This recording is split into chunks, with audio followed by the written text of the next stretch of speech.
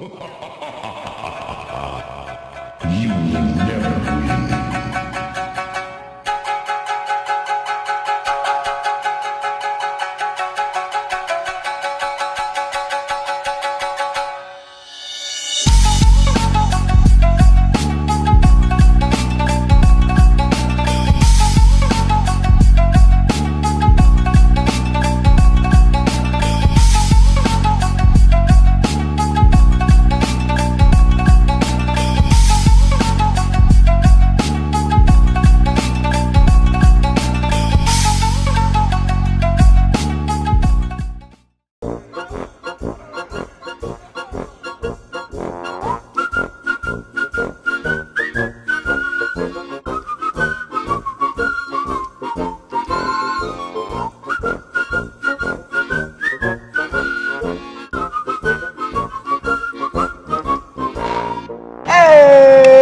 Selamat datang kembali di acara Bacotan Omwok, di mana kita akan membahas berbagai hal menarik seputar dunia airsoft gun. Tentunya masih barengan sama gue, Emir Cesario alias Emir Bewok, tukang bacot profesional kesayangan selingkuhan Anda. Tapi cuy, kali ini setelah apa ya, bisa dibilang agak cukup lama juga gue nggak bikin konten. Bukan nggak cinta nih, bukan nggak males, tapi karena satu dan lain hal ya gitu. Jadi gue baru bisa bikin konten lagi tuh hari ini. Dan kali ini juga gue lagi nggak ngomongin soal per-airsoftan duniawi, tapi sekarang gue udah barengan sama ini nih. Coach, langsung halo. Kenalan kali Coach ya. Nama saya Ciko, praktisi bela diri. Mungkin agak lama ya, mungkin dari tahun 90. Cuma dulu awalnya masih mengikuti ekskul Dari sekolah. ekskul SMA nih Coach nih. Jadi Oke. mulai dari silat, terus dari situ belajar lagi bela diri lain, ada aikido. Terus saya pernah ikut arnis sampai sekarang. Lalu di tahun 2010-2011 itu menekuni mungkin bukan bela diri ya. Jadi kita lebih menyebutnya survival. Survival nih Coach nih. Alright. Lebih ke penggunaan senjata tajam. Hai. Gitu. Nah ini dia nih cuy. Berhubung hari ini gue nggak ngebahas airsoft dan hari ini ya gue juga lagi ada di training camp lah ya, bisa kita bilang gitu. Gue mau ngebahas teknik-teknik survival nih sebenarnya dibarengan sama Coach Ciko yang tekniknya tuh namanya Libre. Libre Fighting System. Libre Fighting System. Jadi buat lo yang penasaran apa sih Mir Libre-Librean itu, stay tune terus di Bacotan Omwok cuy. Alright cuy, sekarang kita masuk nih lebih dalam mengenal apa sih yang namanya Libre. Tadi kan udah kenalan ya sesi awal tuh sama Coach Ciko. Nah, Coach, langsung dikenalin kali Coach ya, sebenarnya apa sih Libre Fighting System itu gitu, dan pengaplikasiannya untuk apa? Kalau tadi kan Coach bilang kan ini lebih ke survival ya sebenarnya Coach gitu. So Coach. Oke. Jadi Libre ini sebenarnya terminologinya artinya kan free. Libre itu free. Artinya kita tidak terikat dengan satu form bentuk bela diri manapun gitu. Artinya kalau kita punya background bela diri apapun bisa diaplikasikan dengan Libre ini. Karena Libre ini mindset di mana pada saat di situasi yang sudah ekstrim kita harus menanganinya juga dengan ekstrim pula. Karena sifatnya sudah menyangkut hidup dan mati. Ini makanya tadi kita tidak bisa dikategorikan self defense atau bela diri. Karena bela diri, kita lari pun bela diri. Kita menghindar dari satu masalah itu bela diri. Teriak-teriak, minta tolong juga. Tapi ini case-nya beda nih. Ya. Kita nggak bisa lari, terdesak, entah keluarga kita atau kita sendiri yang terancam hidupnya. Gitu. Minta tolong juga nggak bisa Coach ya. Betul. Nah, di Libre kita slogan kita tuh knife is not the weapons. Jadi sebenarnya pisau ini bukan senjata kita. Senjata kita adalah diri kita sendiri. Mindset kita sampai penggunaan benda-benda yang bisa kita raih pada saat itu. Bahkan pada saat kita tidak mempunyai senjata pun, tangan kosong dengan mindset Libre masih bisa membuat perlawanan lah. Di Libre itu sendiri terbagi beberapa materi. Oke. Ya, mulai dari penggunaan senjata tajam yang utamanya. Jadi nggak hanya pisau, lalu ada juga empty hand, tangan kosongnya. Dan tangan kosongnya ini kita mengadopsi Western boxing. Oke. Gitu. Jadi bisa dibilang kayak Libre ini sebenarnya kayak campuran juga sebenarnya coach ya. Kayak tadi kan Iya. coach bilang kan udah punya basic bela diri apapun Iya. bisa gitu kan gitu. Jadi lebih hybrid lah istilahnya. Tapi dengan pakem atau kurikulum yang di Libre sudah menjadi dasar dari bela diri lain untuk mengadopsinya. Kayak stance, Iya. movement kaki gitu-gitu tuh. Kalau kita punya background bela diri, kunciannya bisa kita pakai di situ. Ground fighting juga bisa kita pakai karena bukan tidak mungkin kita terlibat di satu situasi perkelahian di ground. Pada saat itu, nyawa kita terancam, kita harus menggunakan semua cara ya, termasuk Whatever it is Yes. gitu. Namanya survive kan Iya. ya. Jadi Gitu. jadi tidak lagi mengadopsi sportivitas karena di jalan itu tidak ada yang sportif. Makanya itu kenapa kalau kayak tadi kita latihan gitu coach ya, itu emang situasional jalan Iya. sehari-hari gitu kan. Jadi kalau saya bisa menganalogikan seperti kita mempunyai asuransi jiwa lah ya. Iya bener. Jadi Itu kita- tuh. Pada saat kita beli asuransi bayar tiap bulan tuh kan nggak pengen kita mati kan. Iya Tapi sih. pada saat kita butuh, itu bermanfaat. Mendingan punya tapi nggak butuh daripada butuh tapi nggak punya lah, kurang lebih kayak gitu coach ya. Saya sering bilang ke murid-murid, sampai kita akhir hayat kita nggak menggunakan teknik ini ya bagus gitu. Makin bagus malah. Bagus gitu. Berarti hidup lu anak baik cuy. Iya. Gitu. Oke. Terus ini kan emang pisau ya coach yang Ya. digunakan gitu kan. Kalau untuk di Libre sendiri kayak tadi kan survival gitu, ada pakem-pakemnya nggak sih coach gitu? Atau apa ya bisa dibilang formula dasarnya lah gitu. Saat kita mengaplikasikan ini untuk mempertahankan nyawa kita gitu di suatu situasi yang sangat tidak menguntungkan gitu. Kira-kira apa sih coach ininya kunciannya lah bisa dibilang gitu. Libre Iya. tuh pasti akan menyerang ke sini atau Jadi sebenarnya perbedaannya yang paling dasar dengan metode lain ya, itu di mindsetnya. Gini, karena pergerakan teknik Libre mungkin akan ada juga yang sama dengan bela diri lain. Itu juga sebaliknya. Kita tidak bisa mengklaim wah itu gerakan gue nih. Gitu. Well, there's nothing new under the sun juga Yes, sebenarnya betul. gitu. Tapi yang menjadi kekhususan di kita adalah pembentukan mindset di Libre. Ya karena kita bukan self defense, maka yang kita pakai adalah predator mindset. Jadi bagaimana kita bisa men-switch mindset kita dari mindset ideal kita menjadi yang tidak ideal pada saat kondisi ekstrim. Nah, itu yang pola itu yang selalu dibentuk di dalam setiap latihan ke murid-murid.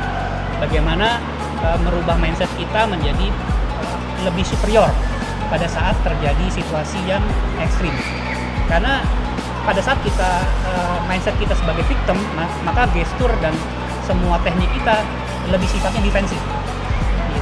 Pada saat kita defensif, kita sudah rugi satu. Contoh ya, misalnya kita menghadapi situasi lawan lebih dari satu, atau lawan lebih besar 2 kali lipat dari kita. Kita defense pun percuma. Kulkas 2 pintu. Kita nangkis pun jatuh udah. Jadi makanya kita putuskan bahwa di situasi yang sudah memenuhi syarat kita menggunakan Libre, kita harus masuk dulu. Agresif, dominan. Ya. Dan makanya lebih banyak teknik atau aplikasi-aplikasi ini kita ajarkan di law enforcement, khususnya di TNI. Enforcement atau military Iya. unit lah ya. Karena mereka memang tugasnya berkaitan dengan itu. Iya sih. Lagian juga kan ya nggak selamanya bergantung sama firearms ya sih sebenarnya. Kalau pelurunya habis gitu kan. Ya, ini mungkin kaitannya sama airsoft nih ya. Iya, tapi kan walaupun Iya. airsoft nggak begini juga kita. Kasihan. Cuma ada Jangan ditiru Anda ya. ada masanya kita mau menghemat amunisi ya, atau kita mau operasi senyap gitu, ya udah kita harus menggunakan pisau. Buat milsim-milsiman mungkin gitu, pakai yang karet aja gitu ya. Nah terus kalau misalkan untuk pisau sendiri nih coach, kan kita tahu ya pisau itu ya kalau di mindset military member lah ya gitu, biasanya operator pisau itu kan kayak udah last line of defense lah gitu kan, berarti kan saat tidak bisa menggunakan firearm baik primary atau secondary gitu, mereka pasti akan cabut pisau gitu. Nah berarti kan kalau tadi coach bilang harus agresif dan dominan gitu kan, berarti secara tempo waktu juga harus sesingkat-singkatnya berarti kan, target udah harus down gitu. Boleh dikasih bocoran sedikit nggak guys, kira-kira bagian manusia gini, karena Targetnya ya. gue sendiri percaya nih coach, kayak manusia itu kan sebenarnya gampang matinya ya. Kalau kita tahu aja titiknya gitu. Biasanya yang vital-vital di badan kita nih apa sih coach? Karena kan kayak mungkin biar teman-teman tahu juga lah, kalau misalkan ngadepin orang yang pakai pisau, apa yang harus dilindungi nih sebenarnya. So, coach. Oke, jadi target di Libre ini spesifik ya, jadi nggak banyak. Yang kita sasar adalah target-target di arteri, pembuluh darah yang dipompa dari jantung lah istilahnya. Jadi satu lebih cepat kehabisan darahnya. Bleed out ya. Ya. Jadi di Libre ini target itu nggak cuma satu. Setiap serangan itu minimal ada 3 target yang kita tuju. In case satu target miss masih ada 2. Jadi bukan jenis one strike terus orangnya selesai, enggak. Nah, terus target-target yang bersifat organ tubuh yang vital kayak aorta, jantung, jelas. Terus brachial, arteri, femoral. Ini ya. Femoral.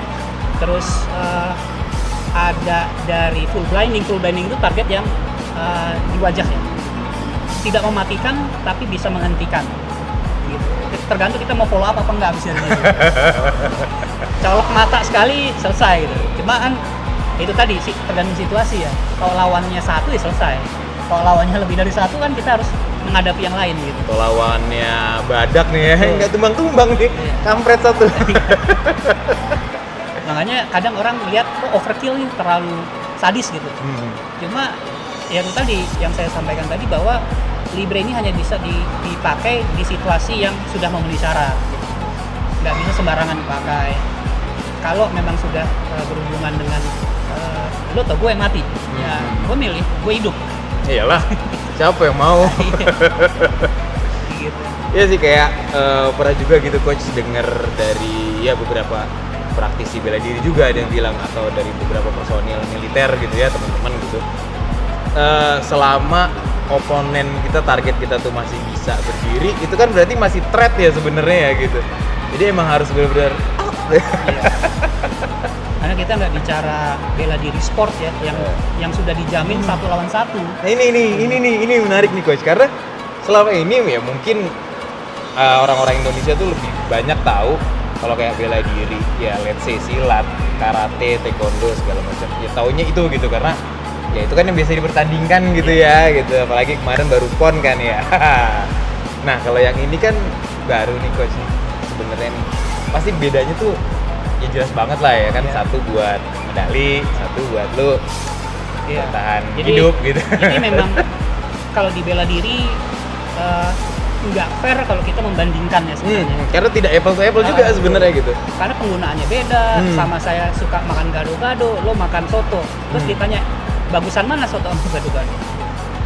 Not apple to apple sebenarnya. Tergantung. Dan kita pun tidak bilang olahraga itu buruk gitu, enggak gitu. Karena metode latihan masing-masing juga saya lihat cukup efektif dan keras ya. Kayak misalnya bela diri pertandingan gitu.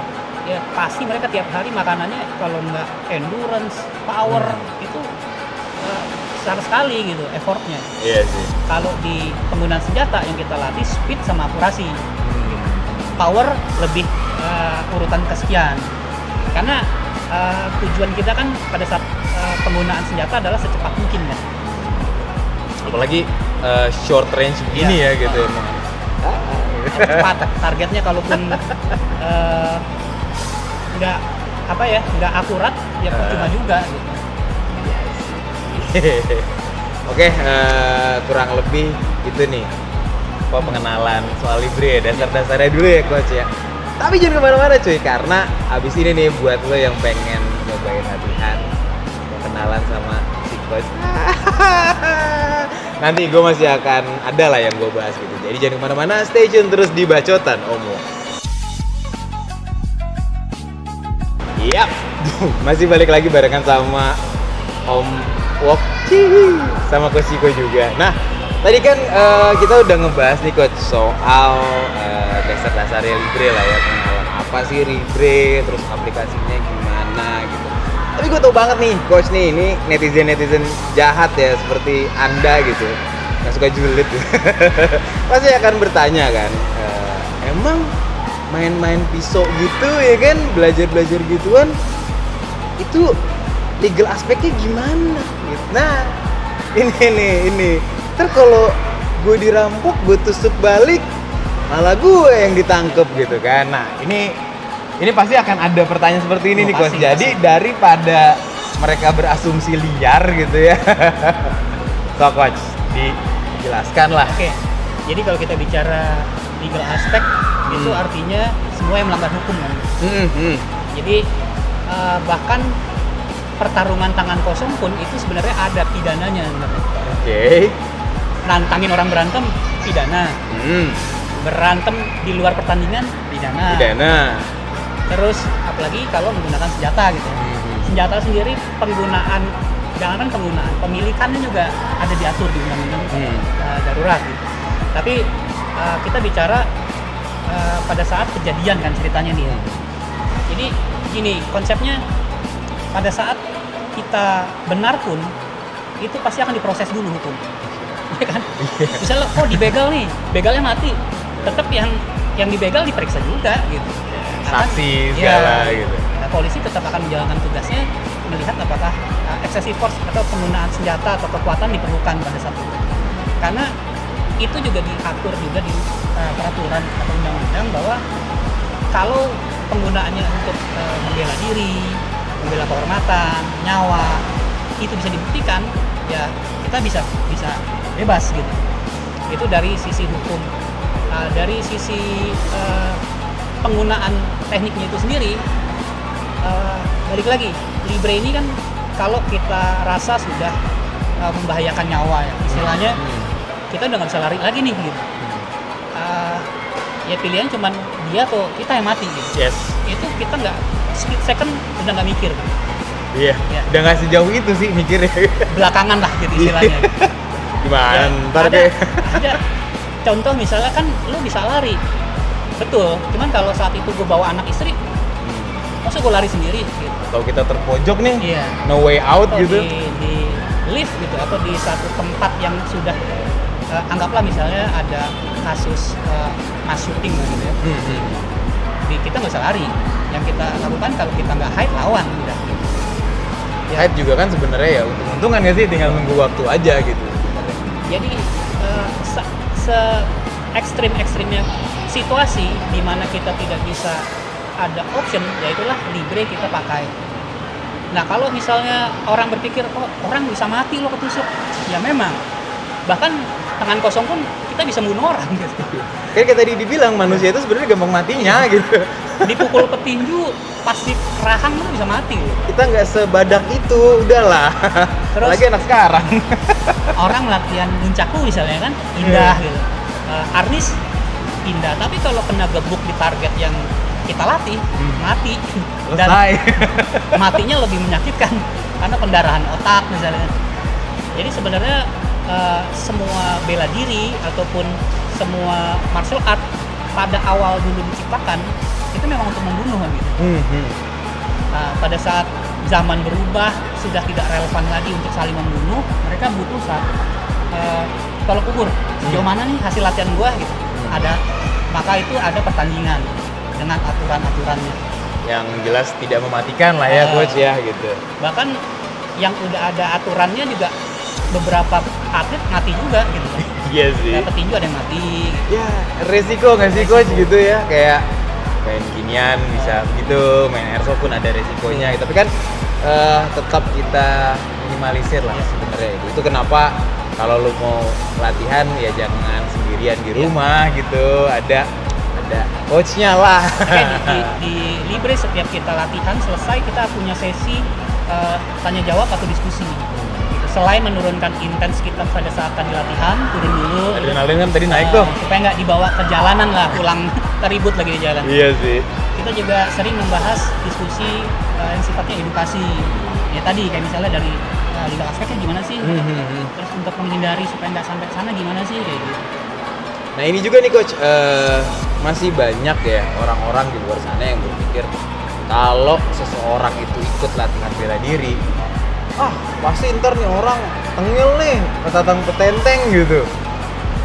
Padahal sebenarnya ya kalau dari pengalaman gue dulu nih pribadi gitu coach, sebenarnya nggak gitu-gitu amat sih kalau emang tuh orang beneran bisa berantem gitu, karena kan ya udah tahu gitu kalau dia sampai berantem berarti kan fatal gitu ya, jadi sebisa mungkin dihindari lah. Nah kalau coach sendiri nih menanggapi yang kayak gitu-gitu gimana coach? Iya, itulah diperlukannya edukasi sebenarnya. Jangankan Libre ya, saya beberapa kali mau masukin bela diri ke satu sekolah gitu misalnya, anggaplah boxing gitu ya. Itu anggapan guru dan orang tua murid masih sama. Nanti anak gue belajar gini berantem lagi, kayak gitu. Nah itu memang butuh edukasi yang terus-terusan. Edukasinya gimana sih? Ya sering memposting pemahaman tentang bela diri atau ini tadi misalnya Libre gitu. Jadi kan kalau yang saya lihat justru kebanyakan orang yang tawuran bukan orang bela diri mas. Orang-orang yang awam gitu. Sama mungkin kalau kayak di airsoft gitu ya, yang kayak koboi liar di jalan tuh justru bukan anak airsoft gitu sebenarnya gitu kan. Soalnya kayak kalau di komunitas gitu kadang di airsoft sendiri, lu ngapain sih ikut airsoft?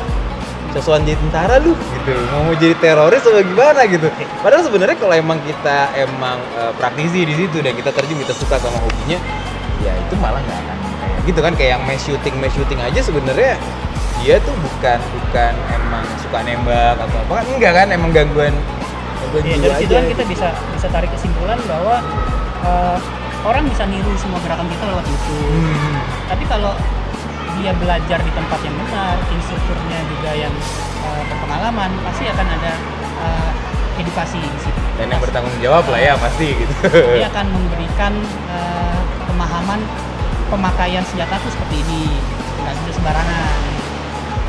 Ya jadi kalau di sosmed kelihatannya aja gahar gitu ya, buat Pansai sama lah kayak anak airsoft gitu, kelihatannya kalau di sosmed galak gitu, padahal diputusin ceweknya aja mah nangis bener. Kalau di medsos tuh edukasinya lebih kalau orang melihat pisau bisa sedemikian brutalnya ya. Jadi orang akan berpikir dua kali untuk menyalahgunakannya. Yes. Atau nggak seperti di film-film misalnya di jalan ketemu orang menggunakan senjata tajam terus kita dengan PD-nya masuk ke dalam masalah itu. Iya sih. Oke, jadi kurang lebih kayak gitulah ya. Kalau di aspek tadi udah dijelasin soal mindset juga. Nah, ini nih coach, terakhir nih sebelum sesi latihan hari ini disudahi. Sesi interview tadi udah latihan. Boleh nggak coach kasih tahu nih buat temen-temen yang habis nonton ini tertarik pengen ikut latihan juga gitu ya? Gimana sih si ini nih House of Wolf ini tempat kita sekarang nih? Oke, jadi kalau ada teman-teman yang pengen bergabung, silakan datang ke House of Wolf. Lokasi kita ada di Ciledug di Karangtengah. Ada sini alamatnya. Ya, ketik tuh. Di ini juga di web juga ada. Terus ada beberapa lokasi tapi sifatnya training group mereka.